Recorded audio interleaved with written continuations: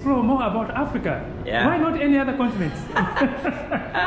So two things. First, Yes. I was born there. Okay. I was born and raised there in Ivory Coast, Cote d'Ivoire. Okay. And the other thing is that it feels in as you're studying, as you're learning about all the things in the world, it feels like the knowledge source from Africa is either not present or undervalued. So the collective knowledge, the collective storytelling that we have about the world, we have a feeling that Africa is not where it's supposed to be, even though it is the cradle of humanity and the future of humanity, given the birth rate and all of that demographic shift. All right. Yeah. So now tell me a little bit. So this question, it's gonna more about the economical system about Africa.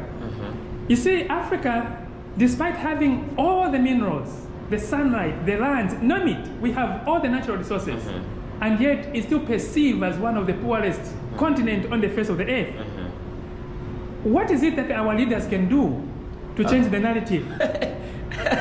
I would be, if I had the solution, I would have the Nobel Economics Prize right now. So I don't have the technical and operational answers. What I can tell you is that having the resources does not, and maybe shouldn't mean that you will develop.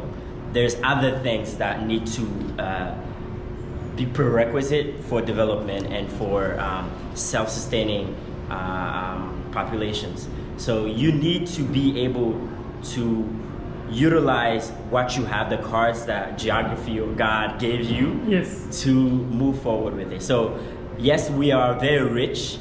We are, in terms of material, raw materials, potency, we're very rich. Unfortunately, it's almost like unrealized gain, if you really think about it. Yeah. So now, I know if you look about the demographic about Africa, mostly it's the young generation.